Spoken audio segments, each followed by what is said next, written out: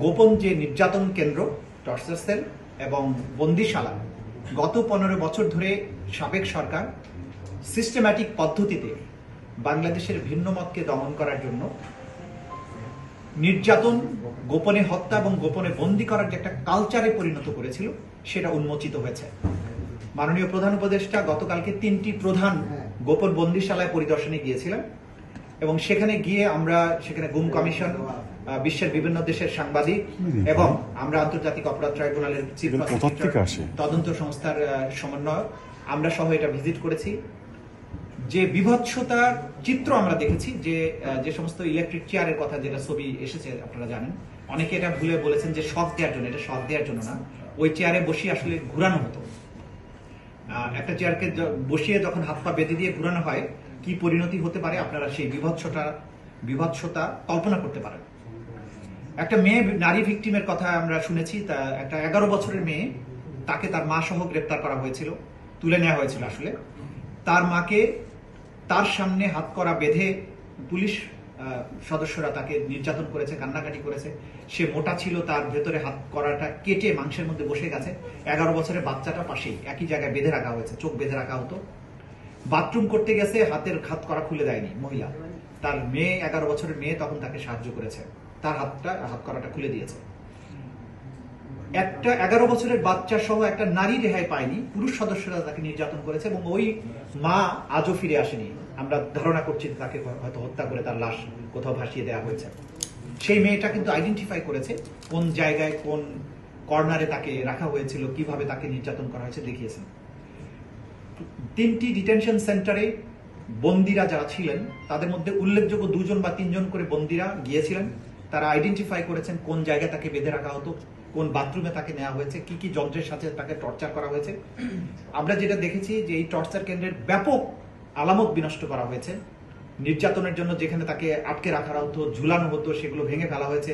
অনেক আলামত আমরা জব্দ করেছি। ইলেকট্রিক শক দেওয়ার ব্যবস্থা ছিল, চোখ বেঁধে রাখা হতো। 3 feet by 3 feet, 2 feet by 3 feet cell, সেগুলো প্রধান উপদেষ্টা দেখেছেন, তিনি নিজে ঢুকেছেন সেগুলোর ভেতরে। অর্থাৎ একটা মানুষকে পৈশাচিক পদ্ধতিতে কত নির্মমভাবে নির্যাতন করা যায়, এই বন্দিশালাগুলো ভিজিট না করলে একজন মানুষের পক্ষে বিশ্বাস করাটাই কঠিন ছিল।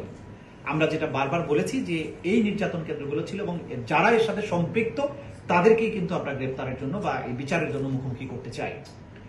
এই দুটো তথ্যের পাশাপাশি আমরা যেটা বলবো যে অনেক কর্নার থেকে নানান ধরনের আর্গুমেন্ট করার চেষ্টা করা হচ্ছে যে বিভিন্ন আইন শৃঙ্খলা রক্ষাকারী বাহিনী, নিরাপত্তা বাহিনীর বিচার কি তাদের নিজস্ব আইনে করা যায় কিনা। পুলিশ এবং সিকিউরিটি সেক্টরের ব্যাপারে প্রস্তাবনা দিয়েছেন, সিভিক স্পেসের ব্যাপারে তারা নাগরিক অধিকারের ব্যাপারে প্রস্তাবনা দিয়েছেন, পলিটিক্যাল সিস্টেমের সংস্কারের কথা বলেছেন, ইকোনমিক গভর্নেন্সের কথা বলেছেন। তা আমাদের সাথে রিলেটেড যেহেতু বিচার ব্যবস্থা, সেই সংক্রান্ত ব্যাপারে জাতিসংঘ যেগুলো বলেছেন, তারা যেটা বলেছেন, যেহেতু সরকারের প্রধানের কমান্ড রেসপন্সিবিলিটিতে এই ঘটনাগুলো ঘটেছে এবং রাষ্ট্রীয় বাহিনীগুলো এটার সাথে সম্পৃক্ত ছিল, যে সমস্ত অফিসাররা এই ঘটনার সাথে জড়িত ছিল বলে প্রাথমিক তথ্য প্রমাণে পাওয়া যাবে, জাতিসংঘ সুপারিশ করেছে প্রত্যেককে সাসপেন্ড করার জন্য, ফেয়ার এবং ইম্পার্শিয়াল ট্রায়াল যাতে হতে পারে। যেটার ব্যাপারে আমরা সবসময় জোর দিয়েছি যে ফেয়ার এবং ইম্পার্শিয়াল তদন্ত এবং ট্রায়ালের জন্য, যেহেতু এই সমস্ত অফিসাররা রাষ্ট্রীয় গোয়েন্দা সংস্থা সহ বিভিন্ন বাহিনীর সদস্য, তাদেরকে যদি চাকরিচ্যুত না করা হয় বা সাসপেন্ড না করা হয়, তাহলে আসামিদের প্রভাবের কারণে সাক্ষীরা আদালতে আসতে ভয় পাবেন, তদন্ত প্রক্রিয়া বাধাগ্রস্ত হবে এবং বিচার প্রক্রিয়া ব্যাহত হবে। আমরা এই প্রসঙ্গে উল্লেখ করতে চাই যে একই কথা আমরা কিন্তু বারবার বলছিলাম। এখানে তারা আন্তর্জাতিক অপরাধ ট্রাইব্যুনালের আইনের কিছু সংস্কারের কথা বলেছেন, যা তারা যখন রিপোর্টটা তৈরি করেছেন তার আগেই কিন্তু আন্তর্জাতিক অপরাধ ট্রাইব্যুনাল আসলে এই সংস্কারগুলো করেছে, নেসেসারি যে সমস্ত অ্যামেন্ডমেন্ট। শুধুমাত্র তাদের একটা কনসার্ন আছে যে মূল মৃত্যুদণ্ডের ব্যাপারটা যেটা আছে সেটা তারা বলেছেন একটা মোরাটোরিয়াম, অর্থাৎ এক ধরনের মৃত্যুদণ্ড যদিও দেওয়াও হয় সেটা যাতে স্থগিত রাখা হয়, এরকম একটা প্রস্তাব করেছেন। এইটার সুযোগ যেহেতু আমাদের ট্রাইব্যুনালের বিচারকদের হাতে ক্ষমতা আছে, তারা কি ধরনের দণ্ড দিবেন কি দেবেন না সেই বিষয়টা পরে দেখা যাবে।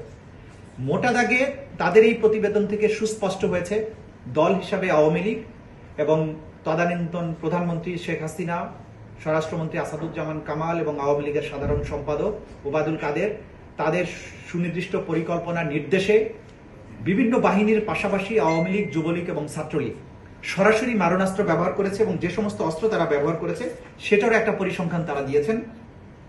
শর্টগানের গুলি ছিল 12%, পিস্তলের গুলি ছিল 20%, মিলিটারি রাইফেলের গুলি ছিল 66% অর্থাৎ, এবং অন্যান্য অস্ত্রের আঘাত ছিল 20%।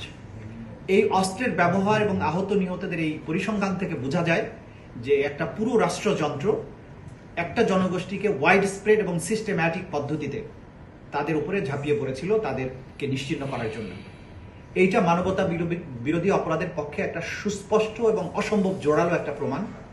এই প্রমাণটি আন্তর্জাতিক অপরাধ ট্রাইব্যুনালের তদন্ত সংস্থার মাধ্যমে একটা এভিডেন্স হিসেবে ট্রাইব্যুনালে আসবে, এবং যেহেতু জাতিসংঘ এটি বিশ্বের সবচাইতে বড় এবং সর্বজন গ্রহণযোগ্য একটা সংস্থা, তাদের এই রিপোর্টটা সম্পূর্ণ ইম্পার্শিয়াল, কোনো দলের দ্বারা প্রভাবিত হয়ে হয়নি। তারা আমাদের সাথেও কথা বলেননি, তারা অপরাধীদের সাথে কথা বলেছেন। আন্তর্জাতিক অপরাধ ট্রাইব্যুনাল আইন 1973 সেটি সংবিধান দ্বারা সংরক্ষিত এবং প্রোটেক্টেড। এই আইনটি বাংলাদেশের সকল আইনের উপরে তার বিশেষ মর্যাদা আছে। এই আইনে মানবতা বিরোধী অপরাধ, গণহত্যা, যুদ্ধ অপরাধ, এই সমস্ত আন্তর্জাতিক আইনের অধীনে যেসব অপরাধ আছে তার বিচার করা যায়।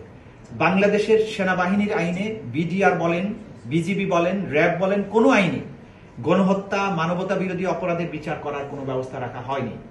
এবং সুপিরিয়র রেসপন্সিবিলিটি এবং কমন রেসপন্সিবিলিটির কোনো বিচারও কিন্তু এইসব আইনে করার সুযোগ নেই। সুতরাং যারা এই সমস্ত অপরাধ বাহিনীর মধ্যে থেকে অপরাধে সম্পৃক্ত ছিলেন তাদেরকে বিচার করার একমাত্র উপযুক্ত ফোরাম হচ্ছে আন্তর্জাতিক অপরাধ ট্রাইব্যুনাল।